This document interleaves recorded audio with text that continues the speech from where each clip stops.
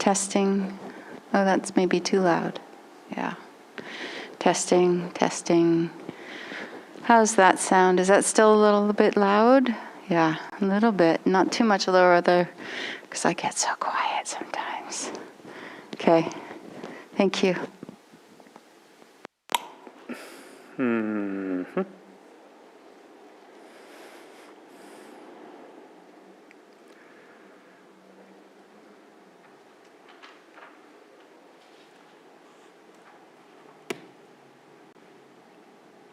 Did you all see the handouts on the stage when you came in? Right on the end of the stage. And then there's also a small little handout for a day-long. It's coming up September 9th. It's an introduction to mindfulness day-long here on a Saturday. So there's a handout for today's class, plus the flyer. Yeah.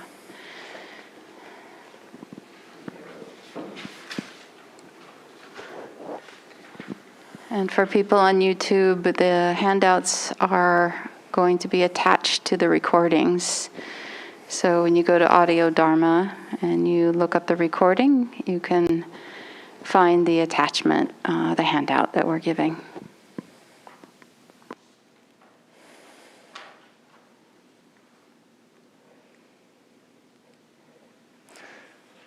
Great, so welcome. Welcome back, welcome for the first time. Nice to see you again.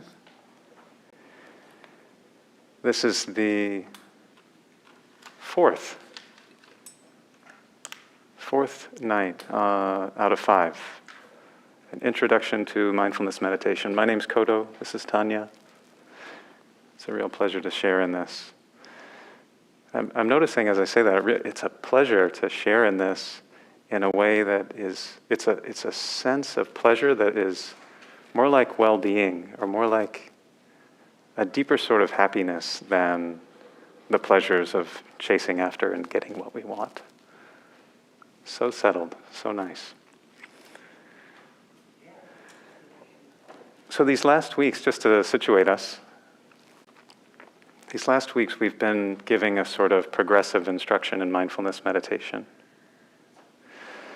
And the way we've been doing it is beginning, in a sense, at the center of our experience with our breathing. Using this very simple faculty of attention to direct to the breathing, settle in with the breathing, find a home or a companion with the breathing. And then gradually, with that basis, including more and more of our experience. In this mindfulness meditation, nothing is left out. Everything is included. So we've extended from breathing, then we included the body. And to emphasize with the body, this feeling, sensing, awake, aware through the body. Sensing, that kind of sensibility. This body, alive, it's wondrous. So including the body in our wise attention, and then opening the circle even a little wider to include emotions. Wise relationship to emotions, such a rich territory, gives so much color and shape and beauty to our lives. And part of our task is to learn to train how to relate wisely to our emotions. So one of our instructions last week with regard to mindfulness of emotions was a sort of guideline to aim toward a very simple relationship with one's emotions. The idea here is that the emotions will come, part and parcel of our human life. If they're uncomfortable, that may be like getting pricked with a dart, or the metaphor is an arrow. The emotion itself, if it's uncomfortable, that's like the first arrow. And then how we go about complicating it with our interpretations, our reactions, our responses, identification, just layer after layer, making what was one arrow into 2, 2 arrows into 3, into 4, and on and on and on. So as best we can to use our wise attention recognize, oh, I'm adding difficulty to this direct experience of emotion, and to return as best we can to a simple relationship. And Tanya introduced some of the ways that we can do that using this acronym, RAFT. 1 R, 1 A, 1 F, and 2 T's, RAFT.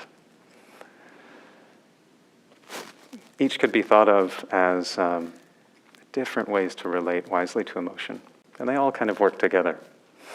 So the R was to recognize, simply to recognize, oh, there's an emotion here, maybe to recognize what it is. A is to allow or accept.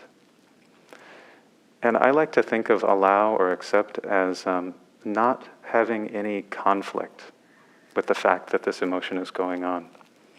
Not being in conflict. It is indeed true, this emotion has arisen. And then F, feel. Just what we were practicing with mindfulness of the body. How is it that this emotion is showing up in and through the body? Through the language of the body, what's being said? So recognize, allow, feel, and then the T, T's apart. I love this image that Tanya used of the tapestry. A tapestry made up of many, many threads, and as we hold or attend to this emotion with care, even if you rub it between your fingers, maybe these threads start to loosen up and show themselves, the different colors. You can see green for green and red for red, and so on. And this whole process is supported by the last T, trust. Trust. One of the things we can trust is that the body is always experiencing in the present moment. If we can be in contact with the body, we know we're right here, and we're receiving the resource of right here and right now. So recognize, accept, feel, tease apart, and trust. Some of the guidance we talked about last week.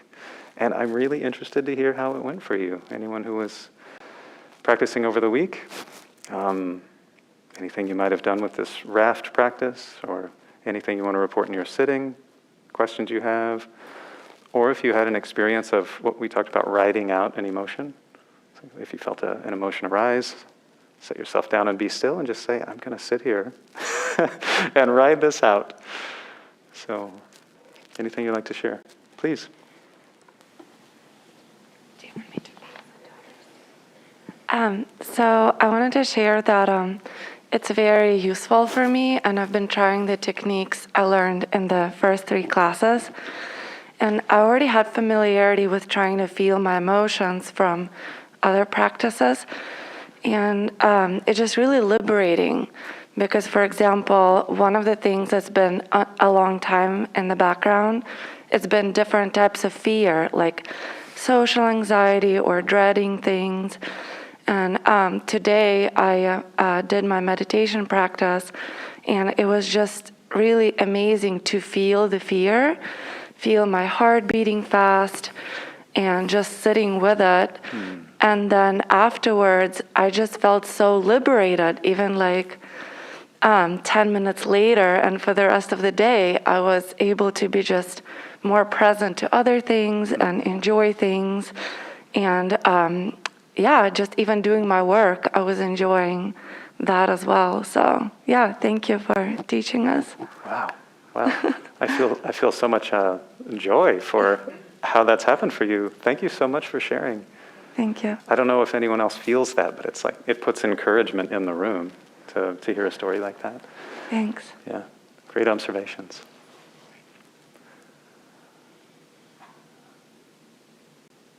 Yeah, maybe there were other things that came up, maybe questions or even challenges.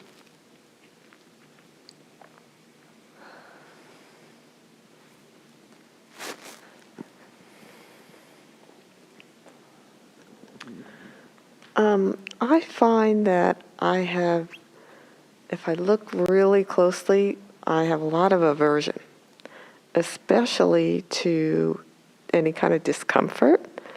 So it's almost like it's an automatic thing for me to think of something else, or so. And it's mostly with subtle things. If it's a strong feeling in my body, I usually will try to let it go through my body. But it's those subtle things that happen more often where I just find there's a lot of conditioned mind habit aversion. It's so fortunate that you're seeing a process, is what I hear, and discerning. What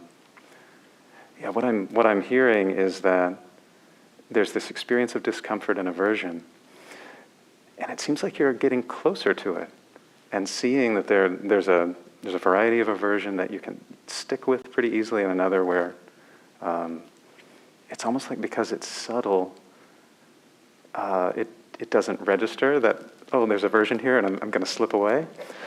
Yeah. But I hear you feeling it in your body and returning to your body, and that's exactly the practice. It registers for me as akin to the way we train with the breathing, where frequently there's a place in the breathing cycle where we tend to lose contact. Often at the very end it gets really subtle and soft, so the instruction there, just as the instruction I'm thinking about for this aversion that you're working with, it's when you notice you're in that field where the slip usually happens, what's a way you can give just like a half a notch, tiny little bit of deliberate energy to hang in there, just a little longer, and that intention will sort of work itself through the practice. Thank you. Sounds like it's going great. Sometimes.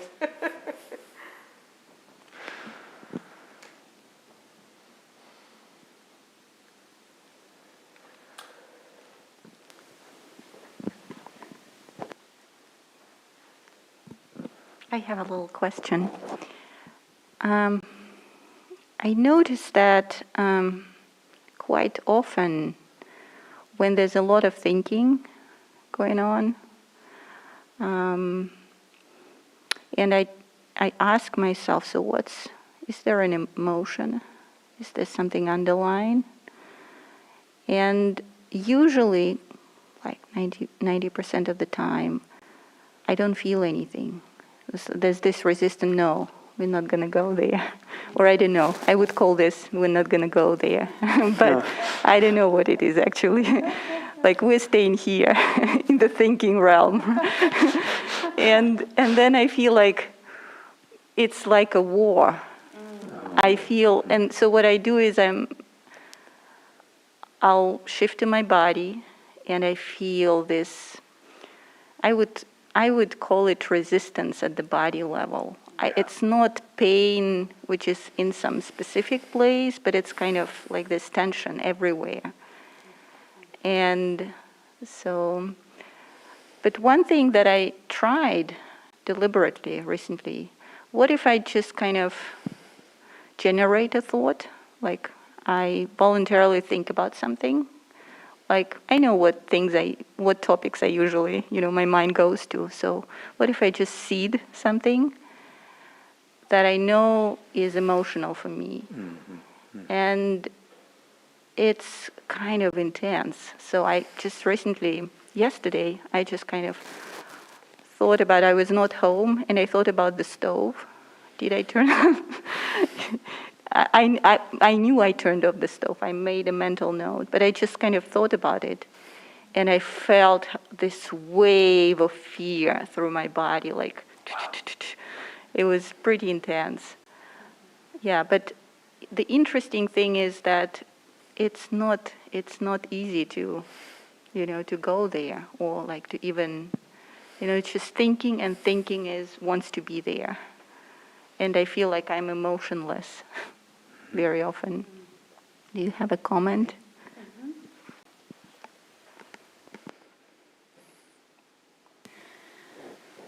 Thank you for describing your process, Veta.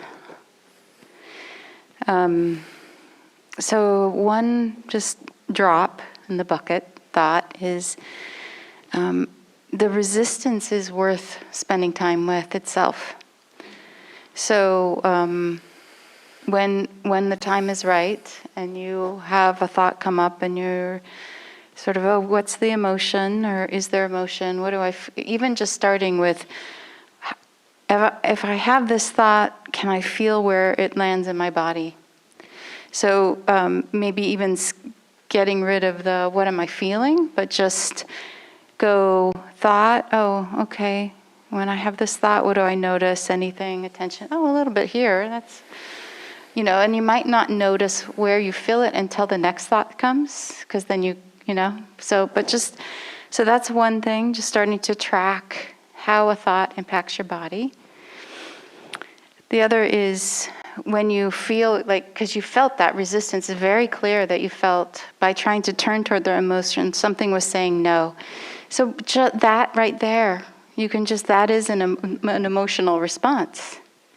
And so just giving that some space, being with the resistance, feeling the resistance. Where do you feel it? Because it has a purpose. It's trying to protect you, or it's, trying to defend from something we're afraid of. So maybe getting to know that and why, being curious. Oh, wow, this is so quick to come up. I can't even feel what I'm feeling. Oh. So that is maybe the emotion that's the most immediate, actually. There might be other emotions, but they're not activated at the moment. The emotion that's activated is behind the resistance. Great. A lot of times, I think resistance is really important to pay attention to. Sometimes we're trying to practice with something, and we know we're sad or upset, or we know that this thought isn't good for us, but there's resistance to anything going deeper or changing it, and so just being with that resistance can reveal a lot. So we don't need to run away from resistance. It's actually also can be thought of as how we're clinging, how we're wanting things to be different than the way they are. And there's that's a beautiful place to hang out. It's really working with the first noble truth. And then it can help us kind of recognize the second noble truth, or the cause of our clinging. What is it we're resisting, which is we want different, right? So, where are we for time? A couple more minutes. Okay. I was just going to invite, even if you haven't been in the class, haven't been attending, maybe you've watched on YouTube or not, but if you had a question about working with emotions, now is a great time to ask it. Otherwise, we can move.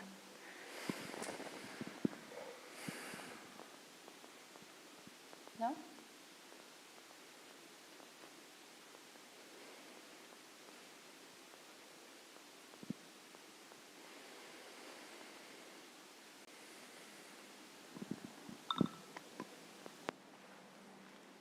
Maybe I can swap mics with you. Thank you. Thank you.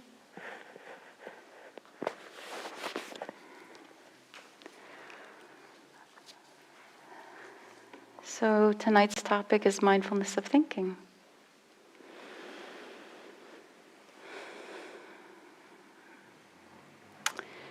And I just want to invite you to do an imaginary exercise to start. I'd like to imagine yourself as a young child, like really little, 2, 3. And I'd like to imagine story time with whoever you felt safe with and cozy with as a child.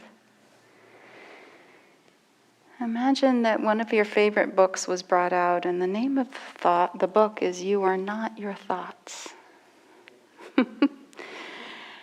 Imagine being read this book from the time you were 2 or 3 years old. You are not your thoughts. You open up and you see this beautiful little baby in this picture, and it says, thoughts come and go. They never last long. 1 minute they're here, the next they're gone.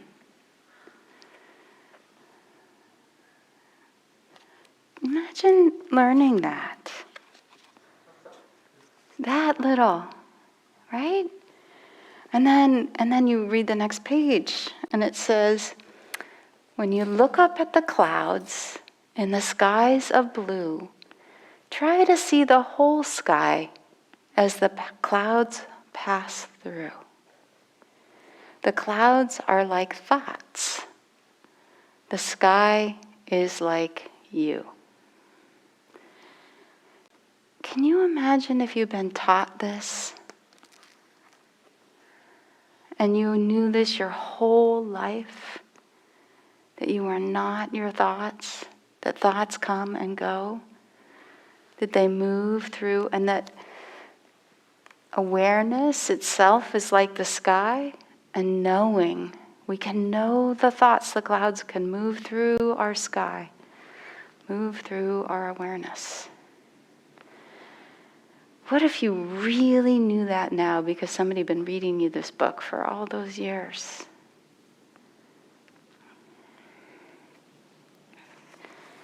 Be pretty cool. There's another book I'm going to read you a little bit from. It's called Can't Stop Thinking. It's by Nancy Collier. And the subtitle is How to Let Go of Anxiety and Free Yourself from Obsessive Rumination. She's clearly a meditation practitioner. She's endorsed by Sharon Salzberg and Tara Brach and others. And so she wasn't read this story either when she was a kid. But she writes about an experience that I'll share with you. I'll read you a couple of paragraphs from the beginning of her book.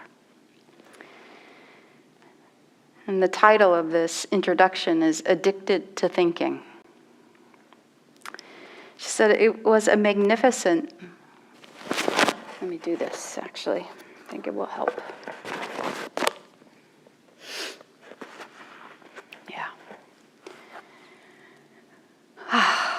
It was a magnificent spring morning, and I was walking in the park near my home. Well, that's not really true. I was walking, yes, but not exactly in the park. I was oblivious to the colorful flowers blooming, the warm sunshine, the smell of cut grass. I was missing all of it, having disappeared inside my own head into my own personal prison, thinking. No matter how delicious that May day may have been, I wasn't experiencing it. I was trapped inside my mind, obsessing about what was not working in my life, replaying and rethinking the same problems I've been replaying and rethinking for years. And then something remarkable happened. My inner lens spun on its axis. Instead of being inside my thoughts, I was now the one looking and listening to my thoughts. Instead of being inside my thoughts, I was now the one looking at and listening to my thoughts. Can you see the shift? Yeah. Can you feel into experiences where you've gone from being inside the thought to being able to witness? Great. Great. So that's what we want to support in our practice with mindfulness of thinking, is the connection with awareness, being aware of thinking as it's occurring or as it's starting. Sometimes we get lost, and then as it's ending or later, we start to become more aware because it's a little it's like there's not a firm boundary between the thinking and being aware of it. We can absorb into it and we can come out of it, right? There's no fixed line that helps us keep that boundary or the awareness. Aware, aware, aware, right? Another way to think about this that's often talked about is foreground versus background. So, when the letting the thoughts be more in the background, right? When we have a little more awareness, the thoughts can be a little bit more sort of in the background. That can help us not get so merged with them. Yeah.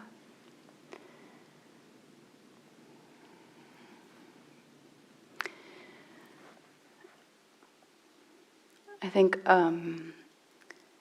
another really important thing to start to pay attention to when we're working with thinking is there's two things that I find people tend to do. I do, we do. One is to try and change the thinking. Another is looking at our relationship to the thoughts.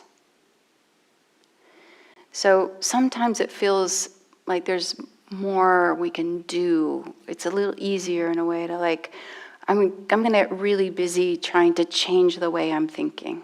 I want to have more kind thoughts, or be more supportive, be less critical. And that all helps. That all helps. And we're still kind of merging with the thinking often in that way.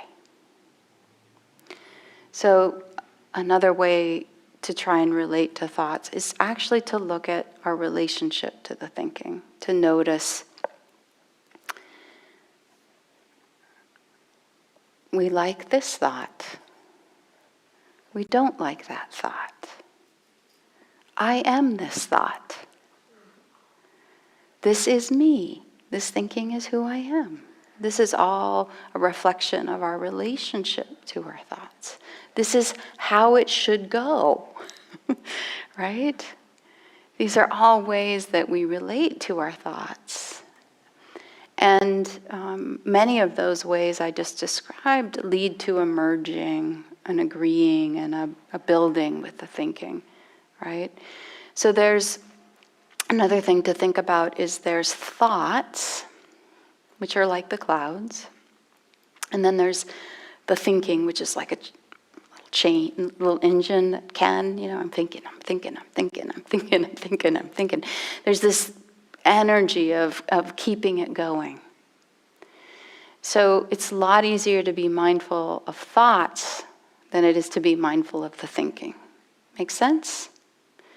But to be mindful of the thinking, well, that's, we're usually starting to get in it, become it, to merge with it. So, but noticing this, noticing when you feel like the little engine that could, that's climbing up the hill with those thoughts, pumping them out. Oh, I'm actively thinking. Pretty much means I'm bought in, I'm buying in, it's me, I'm agreeing, I'm working on it. And so then we can sort of, in that moment, there's a way to shift. Oh, okay, how do we let ourselves open up a little bit around the thinking? Oh, there's this thought, oh, there's agreement. More like watching, like the clouds. And then what happens is when we're not so engaged with them, they start to lose their momentum. They peter out, they dissolve, they transform. Guess what? A new, more tempting thought will come up. It's sort of a wonderful thought-making machine in here, and its intention is to engage us. The work is in learning how to witness, and when we're sitting on the cushion, as much as possible, to watch and not become the engine that powers it. Yeah.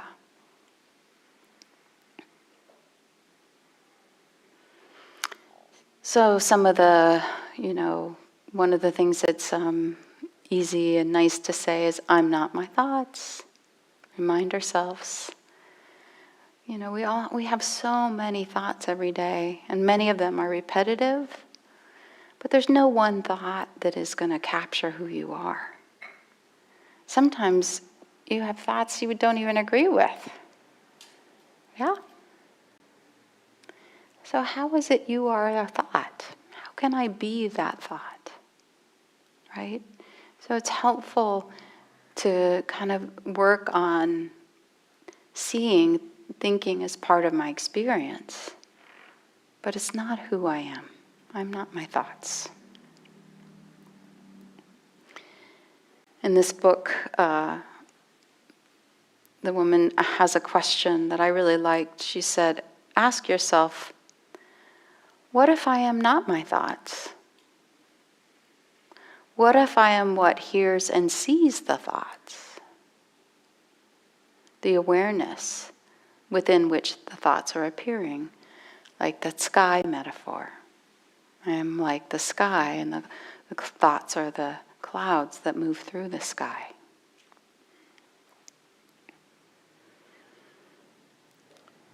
So one of the things that can be really helpful when we're trying to recognize we're thinking, which is not always so easy to do because of that, permeability and the merging that happens with our thinking, is to kind of recognize there are different kinds of thinking. And we all think in different ways, actually.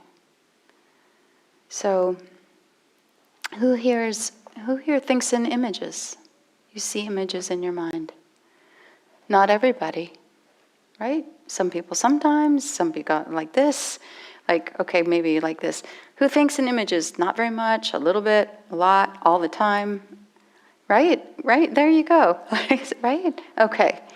So that's one way we think. Who hears words being spoken? Okay. So some people are up here, and other people who were up here before are now here, or down here, right? So that's the auditory, the hearing of the speaking is one way we think, not the only way. There's also can be a subtle layer of thinking that's kind of almost like, this is one I've been working with lately. It's almost like an opaque feeling or image in the background that just is enough to generate an emotional response in the body. It's sort of like, for me, what I've noticed, the best way I can describe it is like knowing there's a yellow light flashing. Caution, caution, just like, so then there's this feeling in the body of like, what do I need to be paying attention to, like, and that's, there's not, when I look in my mind and I watch in my mind, it's not like I'm sitting around talking. There's no conversation happening. Maybe every once in a while a word or two or a sentence might string together, but it's just more of this like, holding of this perspective, right? A sense. What else have you noticed about thinking? Have you noticed any other ways that you think? Yeah.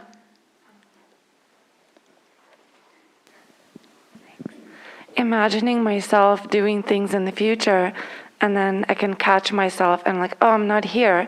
I'm trying on different scenarios. Yeah, great.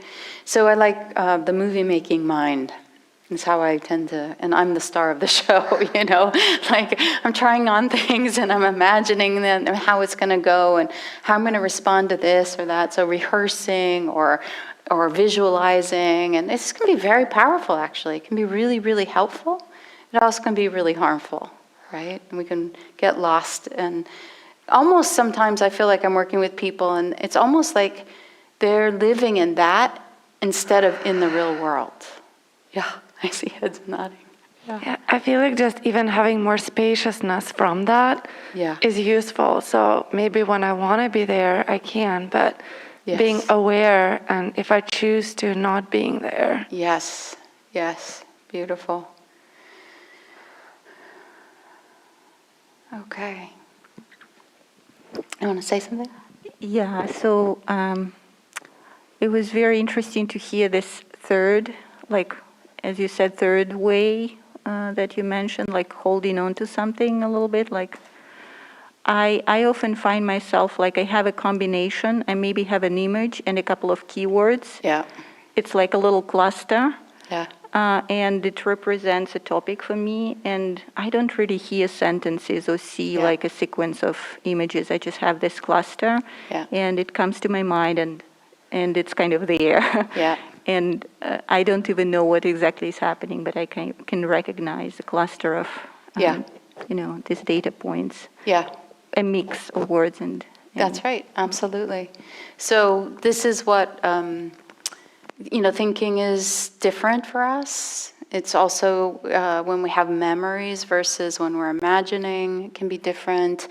When we hear somebody else's voice versus our own voice, sometimes we don't even notice our own narrator because it's so normal to us. It's just like we don't even recognize we're meditating and talking to ourselves. Okay, just keep breathing, which is we're trying to help ourselves, but we're actively thinking and narrating, right? So that's another form of it.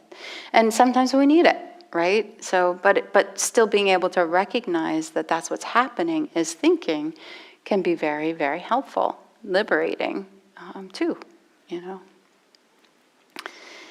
So let's do a little bit of practice. Yeah. So finding a meditation posture that supports you being in your body here, in this space, in this time. And, taking your time to get comfortable, to adjust your posture, right? And to find maybe something like lifting the shoulders up, rolling them back to help counter the forward and closing habits we have. And just let the breath come in. So feeling that sense of uprightness, but relaxed, in a position and posture that you feel you can hold for 15 minutes. And seeing if you can't start to connect more deeply with whatever your anchor is. And we've been referencing in general, the breath is the anchor. So taking a few minutes to help ourselves settle, like when we come into the harbor in our boat, we find the right spot, and then we lower an anchor into the water. And it takes a while to lower it down, and then we've got to kind of pull on it a bit and make sure it's nice and firmly caught. And then you can feel the tension pulling on the anchor, holding the boat in place. And so as we cultivate our connection to the breathing, if that's our anchor, it starts to feel like that anchor, the tug, the rope that's connected to the anchor in the bottom of the ocean that's holding us here. The water is moving, things are happening, sounds, and there's that feeling of connection to right here, right here.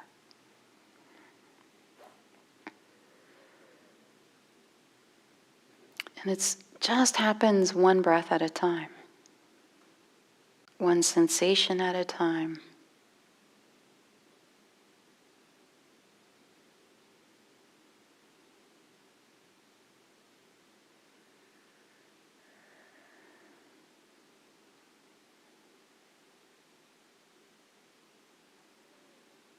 And maybe like if you were a sailor on this boat and you put your anchor down and you tug on the rope and you know you've got the anchor kind of settled, there's a feeling of trust that can come up.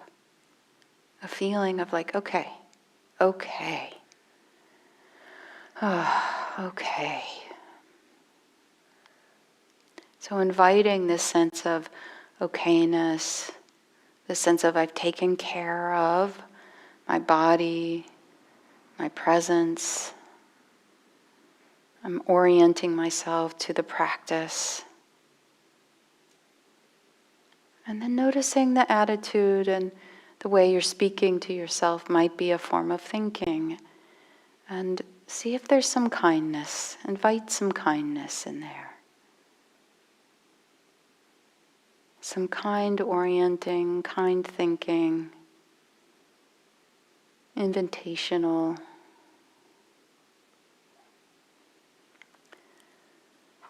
Let me just be here breath by breath.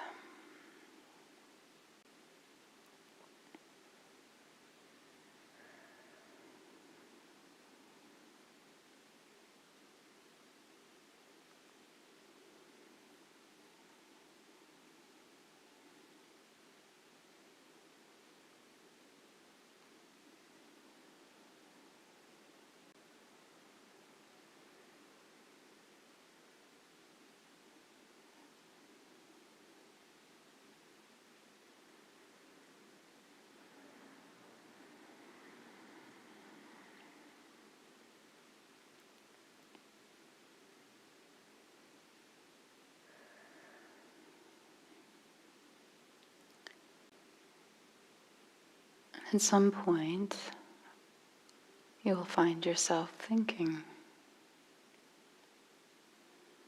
Yay, mindfulness of thinking. Yeah, here I am seeing a thought. Yay, I see a thought. It's okay. Thoughts happen. We don't have to stop them. Let them be those clouds moving through the sky. Some of the things that can help us with that are to distinguish the kind of thinking that's happening. So maybe just, talking or seeing or movies. Right? So just first, subtle background thinking. Just sort of first noticing what kind of thinking it is. Kind of the process of thinking that's happening in this mind at this moment.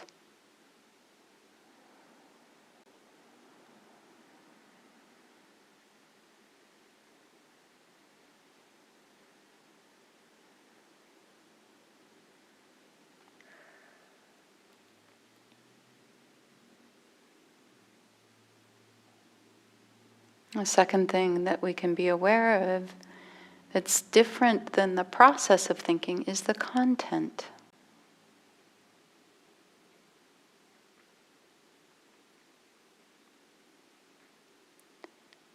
So you might just say, story, or remembering, or planning, or just somehow noting the content. It might need to be named, lightly labeled.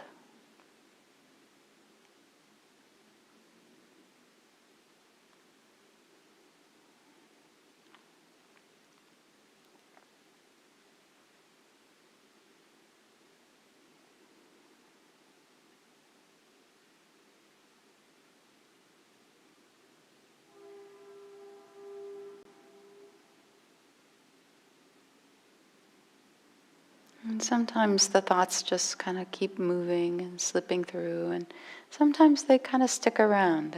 They feel sticky. And so sometimes if that's happening, you might say, is there an emotion connected here with this thought? Is there a physical sensation in the body connected to this thought?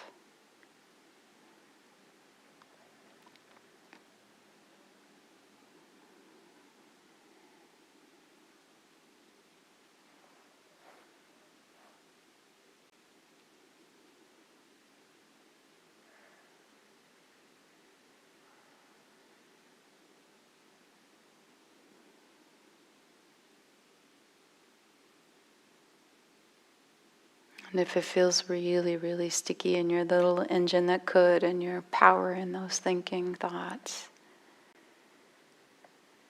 And can be helpful to consider dropping the anchor back into the ocean and reconnecting with the breath. Reestablishing that anchor. Breathing here, right here.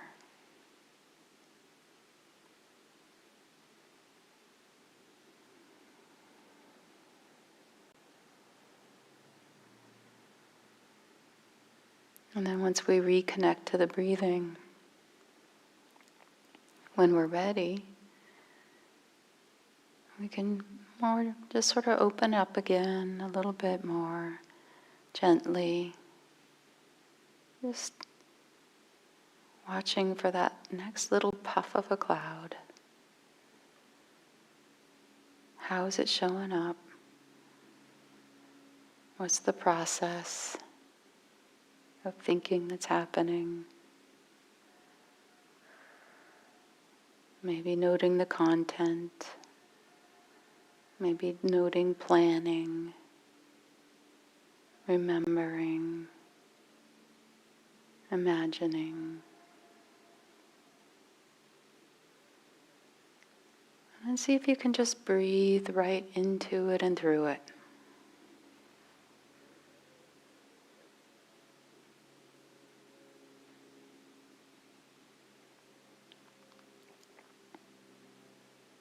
Being gentle and kind, patient.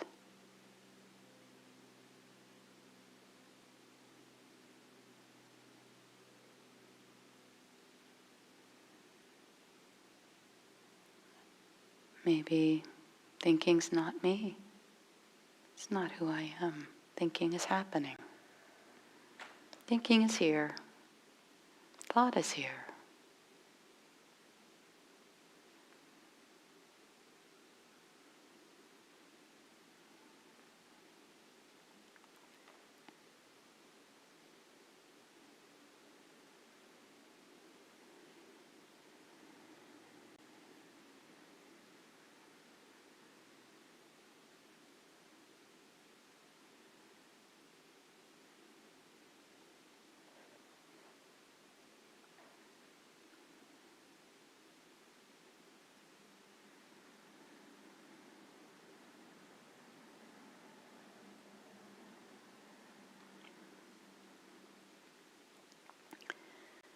The mind's job is to think.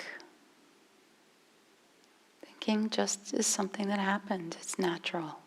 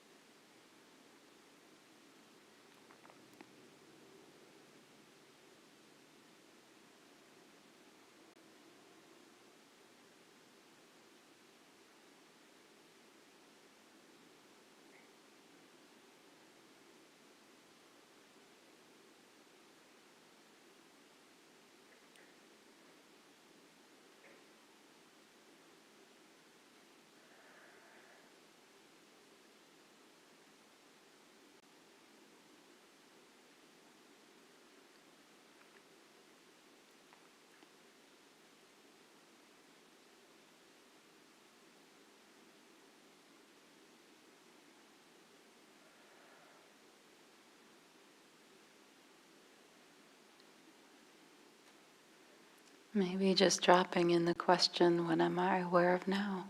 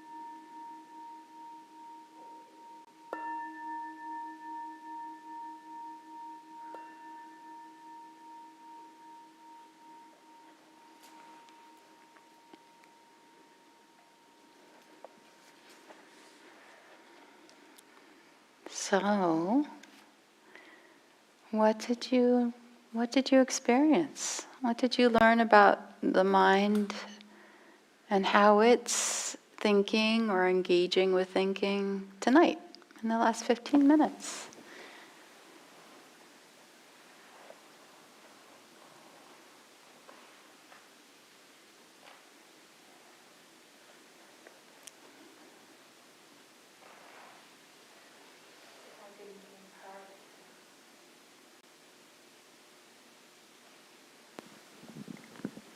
Okay. Hello, good evening. Sorry I was late. I noticed that I was noticing that I was thinking a lot. Apart from that, too, just with the meditation practice, I found that I can, if guided or not guided, it's nicer to, it's easier for me to be able to just sit with it and not try to resist or force anything. But still, when thoughts or emotions arise, I can still find myself in the midst of it, rather than being the observer of my thoughts. So I'm still trying to practice that. But meditation has helped me with the awareness. Sweet. Sweet. How does it feel different to be more aware and less entangled?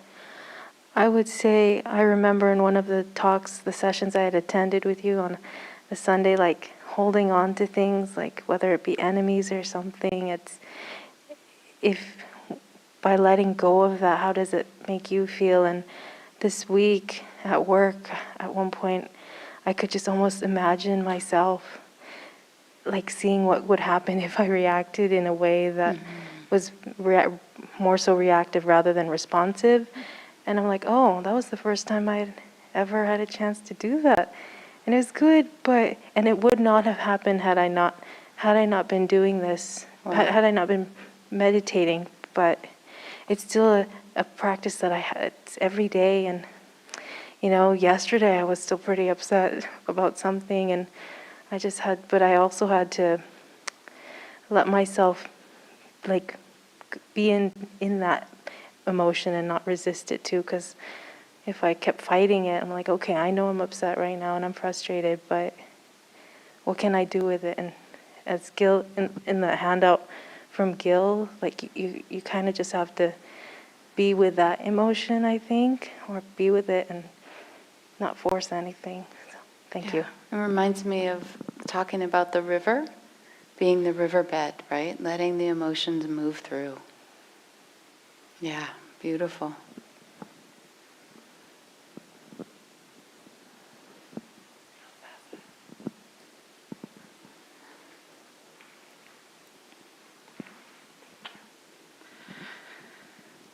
What I noticed is when the resistance comes up, the more you pay attention to it,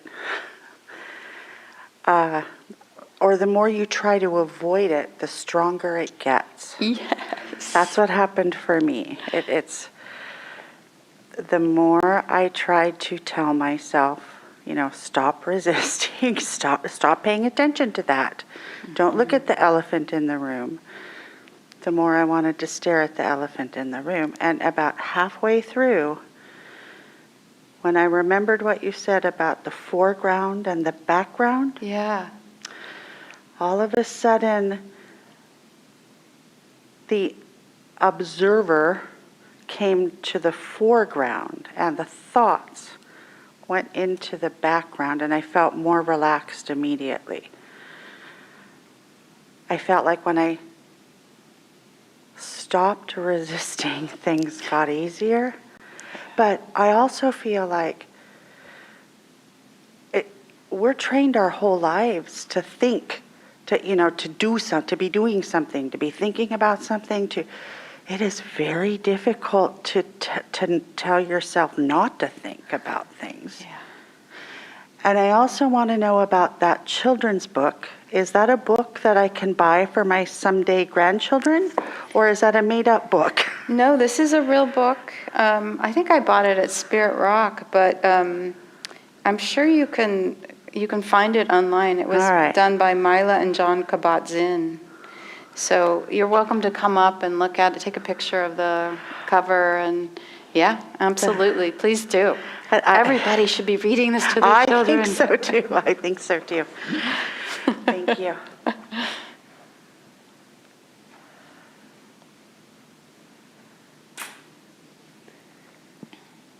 Why don't you take this one? Hi. One thing I noticed as I was noting each of these different thoughts, at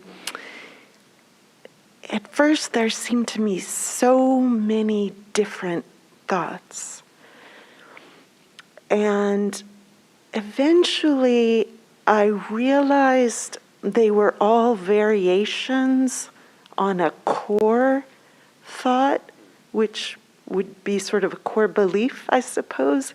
But I had never thought of that before, that a belief is sort of a core thought that keeps repeating itself, looking in a million different ways. So now I felt like I can see that thought disguised as all of these other manifestations.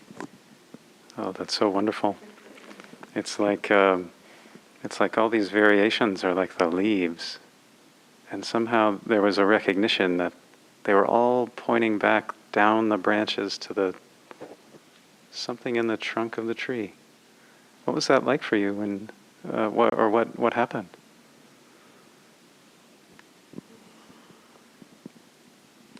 It made it much easier not to hop on the thought train of this or the thought train of that. And it helped me stay more centered, and I started hearing that one thought rather than 50, 60 different thoughts. I could hear it more clearly. Oh, wonderful, wonderful. Thank you so much.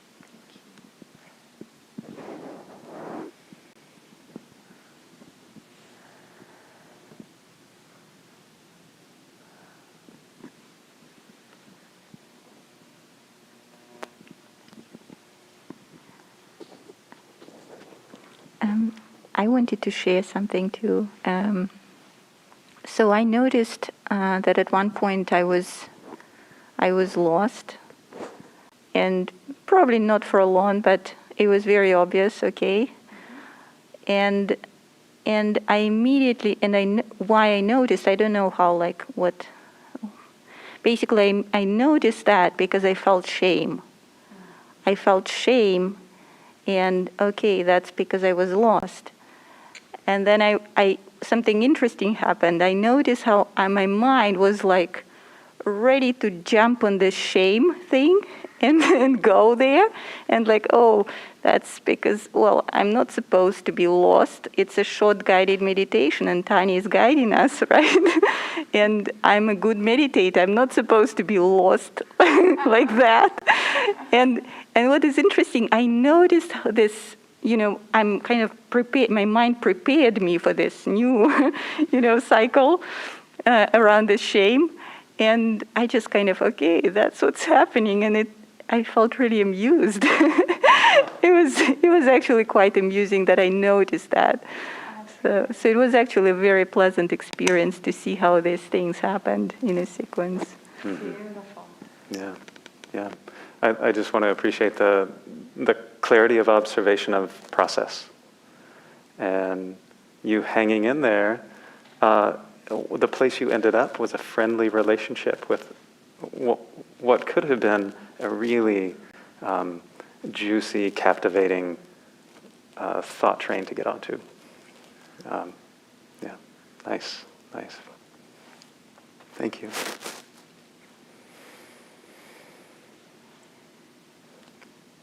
Shall we go ahead? Yeah, I'll just add, it's very obvious what I'm going to say, super, super obvious. But the main thing that, one of the main things that I heard that for me would have helped me was there was disbelief There was that space of like, I'm not just believing this thought. This thought doesn't have to be a fact. It's a thought that's being produced, and I can see where it's going to take me, but I don't have to go there, which is so empowering, right? So freeing. The cover of the book says it all. You are not your thoughts. Oh yeah, for us meditators too. The identity of good meditator. Ooh.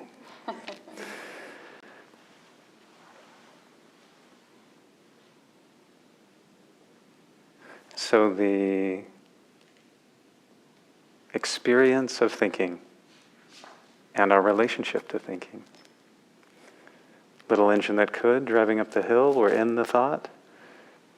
Other options for a relationship to thinking. I get to introduce one of the classic IMC analogies now. I'd like you to imagine, maybe you're out taking a walk. It's the end of the week. You're out taking a walk somewhere say on a trail. Brought a little snack with you. You have everything you need. And you're feeling quite happy, and you find yourself under a tree by a riverside. You decide to sit down. Just you can feel the air on your skin. The light is just right. The temperature is comfortable. You want for nothing. Just perfectly content right there as you are. Watching the river go by. How pleasant. So there you are seated, and before you know it, up the stream comes one of these party boats. Yeah? The music, the decor, the dancing. Maybe they have a jazz band on board or something. And before you know it, you're on the boat. How did that happen? You're dancing away. You're dressed differently. Having a great time. And then you realize, I'm a little tired from dancing. Oh wait, I was sitting under that tree. That was so lovely. Okay, I'm going to make my way back. So somehow or another you make your way off the boat, back up the trail, sit down in your tree. So nice. So nice. Just there. Just right here. Not carried along. Just watching the flow go by. And then comes a battleship. And before you know it, you're on the fighting boat. Little surprise, you're the hero. You're the star of this show. Or, alternately, you're hiding in the hull. But you're on this battleship. And you're on it for months. Maybe. Then you realize, oh, where was I? Where am I? Oh, I've lost the riverbank. I'm going to get off this boat and go back and sit down. Here I am. So glad to not be dancing on this party boat. I'm so glad not to be fighting. I'm just here. Just here. Here for a while, and then comes this meager, barely a raft. It's like sticks tied together with a little grass. It's hardly holding up, and before you know it, you're on the raft, and you're like, oh, I can barely float. How did that happen? How did that happen? Before we know it, we're on the raft. Then we recognize and make our way back. Just to hear again. Such an apt analogy for the varieties of really juicy thoughts that can captivate us. Some of our favorites, right? And the relationship that we can have with them. Before we even realize, we've hopped right on the boat and we're riding right along. We're going for the ride. We're the little engine that could going up the hill. But there's another option we can exercise with the practice, and that is just sitting under the tree. Just being content here, just here. We see a boat coming down. we can have the intention, oh, there's a boat. I know that I could get on it, but how many boats have I gotten on? This one time, I'm going to try just watching it go by. And you know what? You got to stay right here. Stay right here.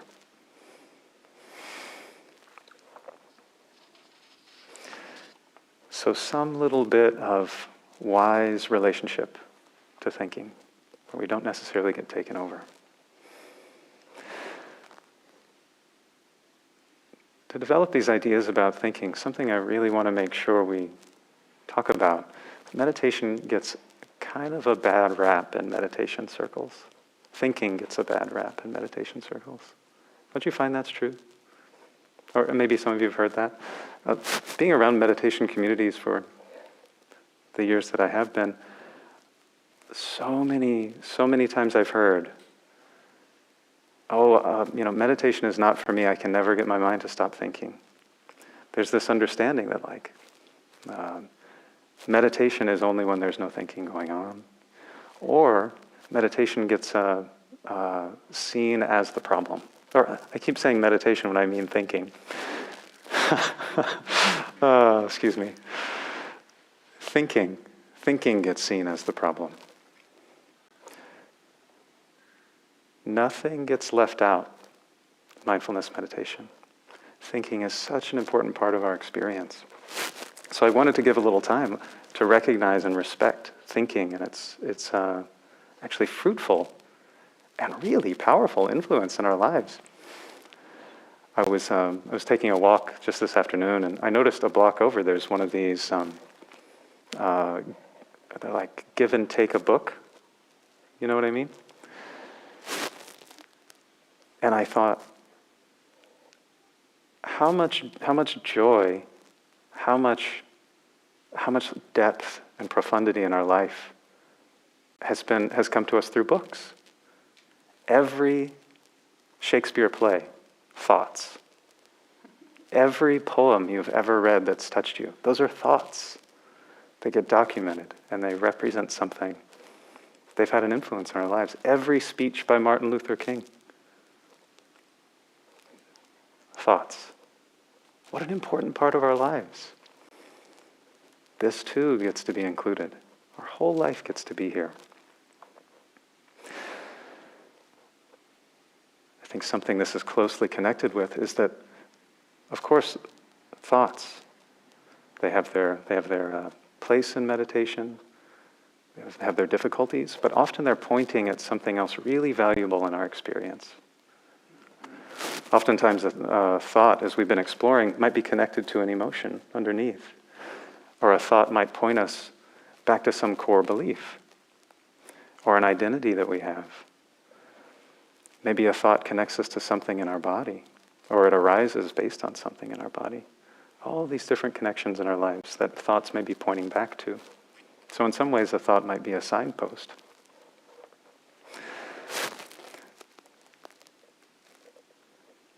When I was a boy, I grew up in a place where it was very warm, and I was learning how to water ski. If anyone's learned how to water ski, you pretty much hold onto a rope, and you have these two boards on your feet, and the boat goes, and if everything goes according to plan, you go up on the water and you stand and ski. Oh, it's lovely. I was quite young and I was learning. So I got my rope, I got my little skis, the boat starts to take off, and I stumble, and I hang onto the rope. I didn't want to let go.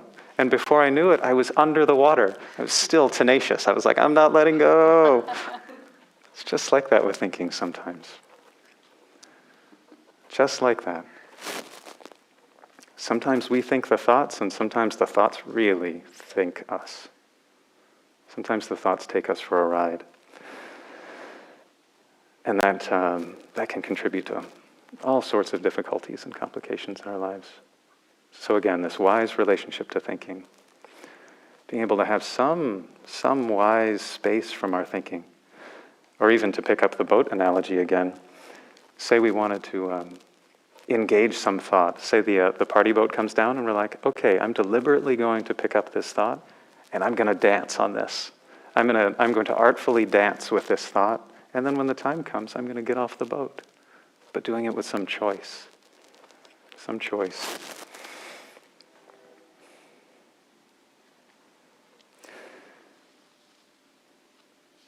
I was talking to someone recently who's been, I think she's been practicing for maybe 40 years, practicing mindfulness practice.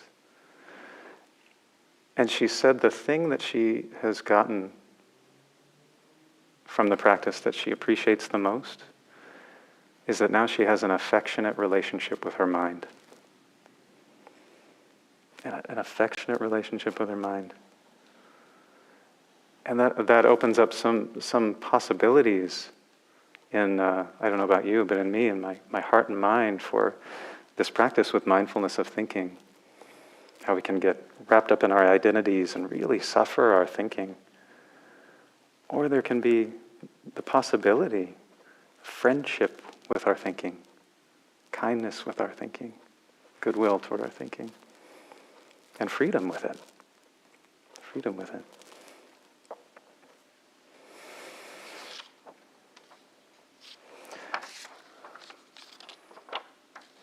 Maybe one last comment.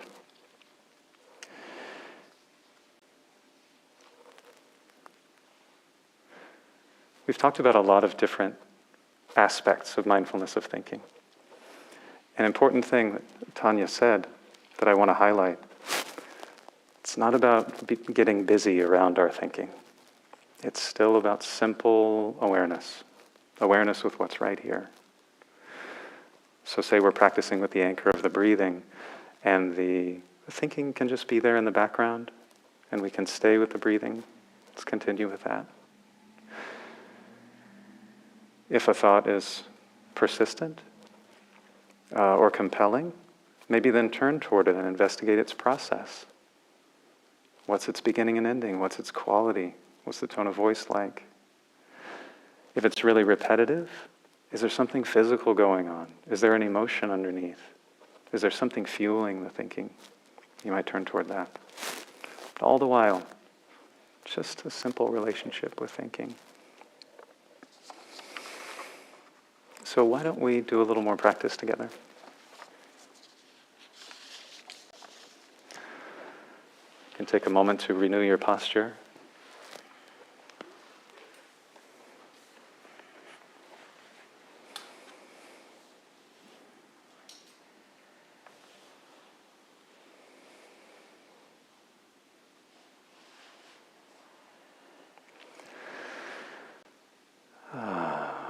Finding yourself upright, with an alert spine, a relaxed body, maybe opening the chest.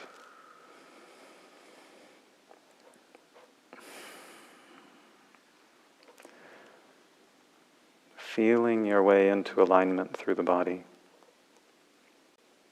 with the support of the breathing.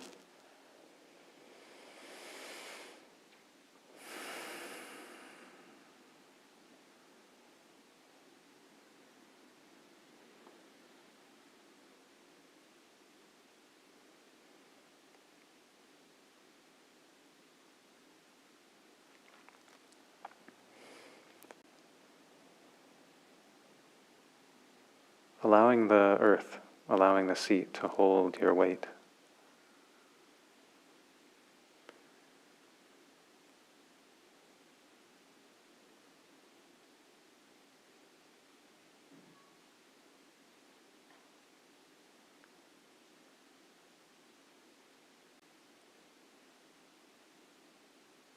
To invite a little relaxation into the limbs.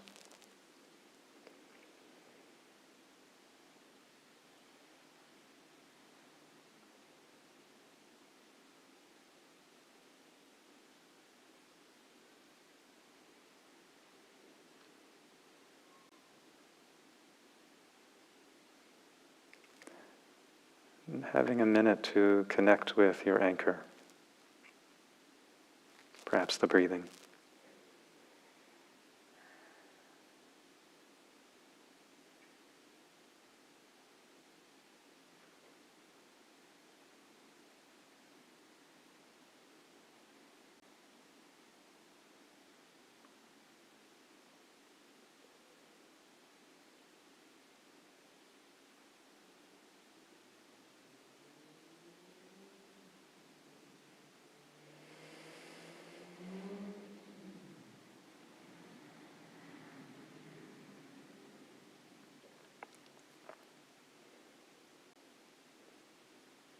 A breath comes in. A breath goes out.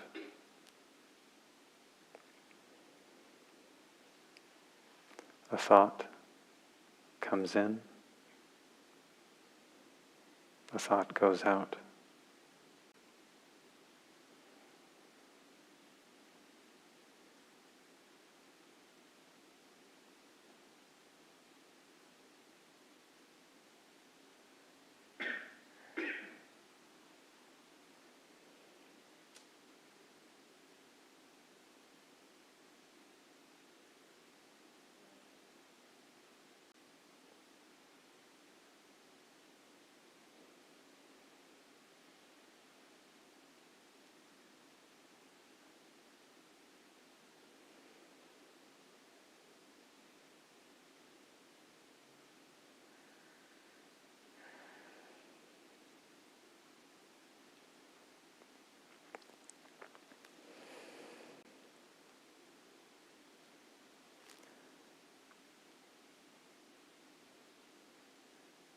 As thoughts begin to blow through like clouds,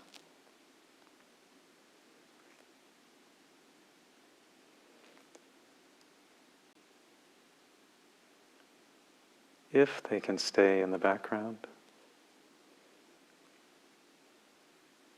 just to allow them to pass by.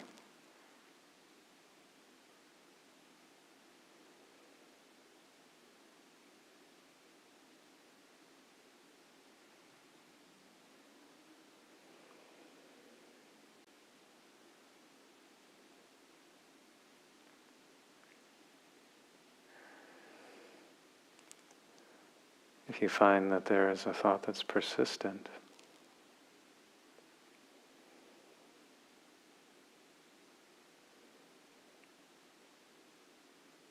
perhaps giving it a name.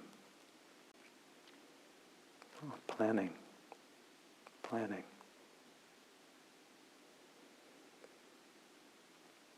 Replaying.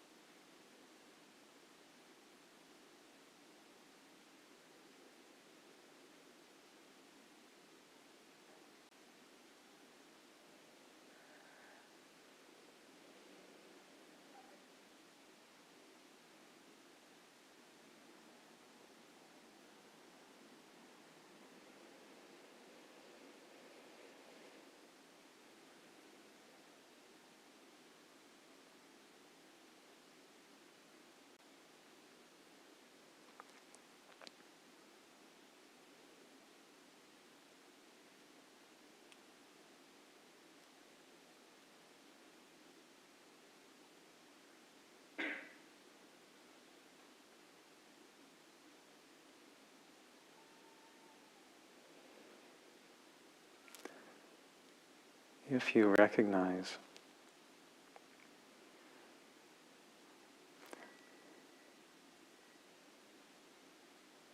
a thought has visited you many times before,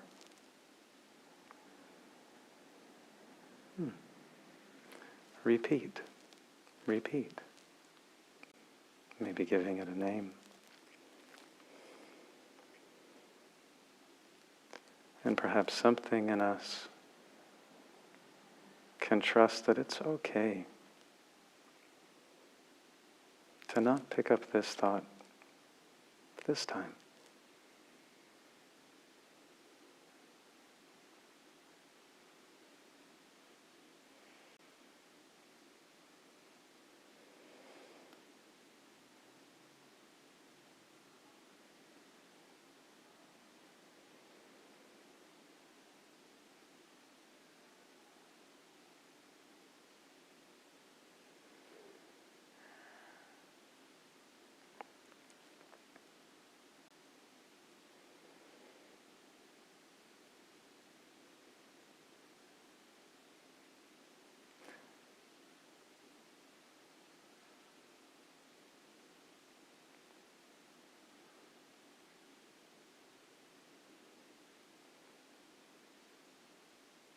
As we bring this sitting to a close, a moment to notice, just now, what is my relationship to this present thought, to this present thinking?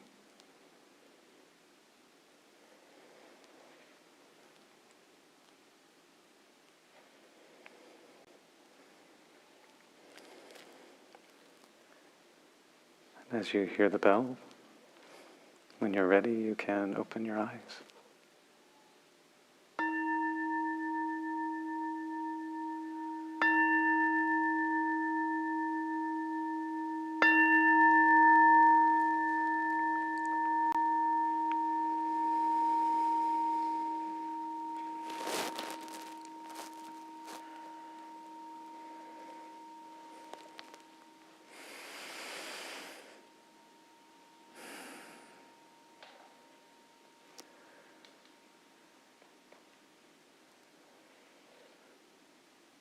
So,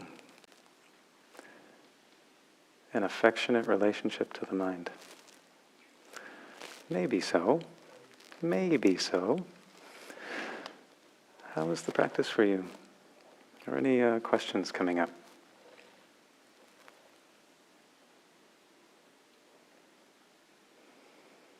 Or any comments you'd like to share? Hello. Well, I was having a coughing fit, but at the same time I realized, oh my gosh, I'm finally getting comfortable sitting on the meditating on the floor, and I've been practicing, like, sometimes I do a mix of on sitting on the chair and on the floor, and I'm like, okay, in the midst of all these coughing spasms, I'm like, I can still find myself anchored to the fact that I'm breathing in and breathing out, and so I'm like, it's okay. I could still still my. I thought it was kind of representative or symbolic of the mind too, and Kodo, as you said, getting finding yourself on that ship. I do get on the ship a lot, or whatever, the raft or a sinking ship sometimes, but I do want to stay under the tree, under the Bodhi tree. I really do. But sometimes it's a free ride, and it is very seductive to just. But I don't. But then before meditation, I know I would just easily hop on. But I know now there's a bit of hesitation, but in a good way, like Anne Rose, if you get on that, it's, what's going to happen. So pause for a bit, or just breathe. And I really like in this practice, I've been able to extend it to others, or the whole loving kindness. Put your hand over your heart, and just like, I have everything I need, and it's really cool. So I'm very grateful to this, and for you, and for Tanya, and for you, Kodo, for helping me with that. So thank you. Thank you so much for your practice. There's so much to appreciate there. And one thing that's standing out to me is that there's such a variety of experiences happening, and all of it gets to be included. All of it gets to be included in the awareness practice. It seems really skillful, some of the ways you were relating to both having a bodily experience in the foreground and the background.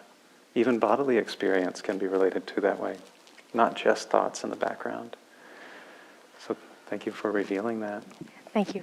Yeah.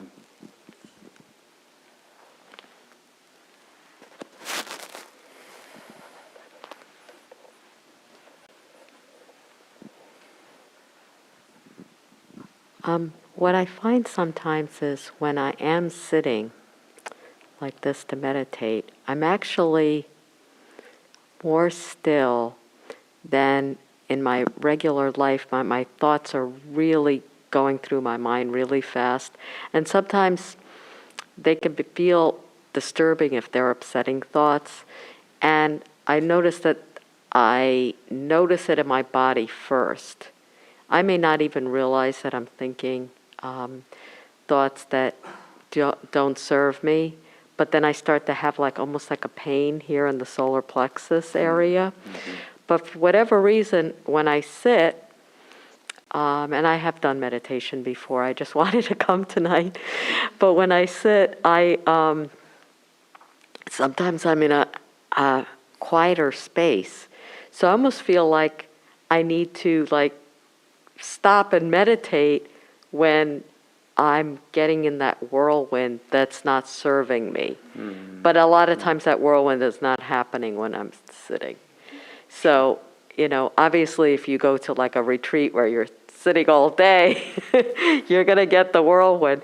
But I just thought it was an interesting observation on my part that I'm like, oh, I'm sitting here now, I feel really comfortable and at ease, and nothing disturbing is coming into my mind. And I was like, okay, I don't know. I mean, what do you think of that and how to work with that? It sounds like it's restful. It sounds like it's nourishing. And so when we're offered good food, eat it, enjoy it, let yourself be aware that that's your experience. Right. But I was just thinking of when it's the opposite and I'm not meditating, how to deal with that. Yeah. Well, are you familiar with any of Andrea Fella's teachings? No. So if you're interested in this, she does a lot of teaching about being mindful of the mind in daily life. Okay. So you might look at sort of simply, first of all, are you aware of what the 5 hindrances are? Yes. Okay. So when you have a lot going on in your mind, you might just stop and go, okay, what hindrances are at work here? Kind of, or what emotions are at, because they're the fuel, right? They're the lighter fluid, right? That's really catching and burning things, keeping it going. And so then you can start to hopefully have a little more awareness in the midst of it, a little more awareness, oh, there's a lot of aversion. And then, you said you were aware of your body, so just like you said, I loved what you said about, I'm often become aware of my thinking through my body. Yes. And that, to me, is a really powerful practice, mindfulness of the body. You could even cultivate that during your daily life. Being more tuned in, more consciously active mindfulness of the body practice. And then as you notice tension, you might start to notice things sooner. Is that helpful? Yeah. Okay. Maybe time to bring it to a close already. Yeah. So there is, a few people came in late. There is a handout on the end of the stage that has a good overview and some homework suggestions. So this week we're encouraging you to bump up your practice to 30 minutes.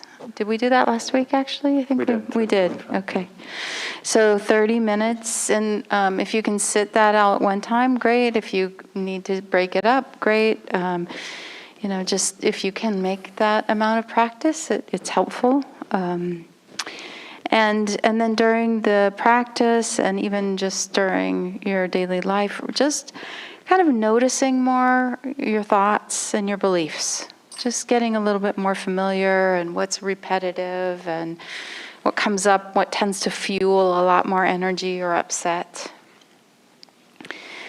There's a suggestion to do a 2-hour period of tracking different kinds of thoughts, just sort of taking a couple hours to keep, thinking is still happening with imagining, visualizing, movie making, words, talking, just sort of keep kind of type of thinking, right? Tracking that. And then there's a suggestion to do a 2-hour period of tracking of intentions. And we didn't really talk about intentions tonight. So I didn't read the handout. Did you reread the handout before? Not before today. So I'm not sure what it says in there about intention. So if it's not clear, don't worry about it, and we can talk more another time. And then I'll just repeat. I really liked this question, just dropping it in. If I'm not my thoughts, What if I'm what hears and sees the thoughts? Just kind of playing with that a little bit. Just sort of dropping that question in. What if I'm what hears and sees the thoughts? Just seeing how that lands. And may this time together be of benefit to you and of benefit to all the people you come in contact with, and then the people they come in contact with, and so on and so forth. And thank you. Thank you for being here. And Kodo and I will be here if you have any questions afterwards or you want to take a picture of the book. All right? Thank you. Thanks so much.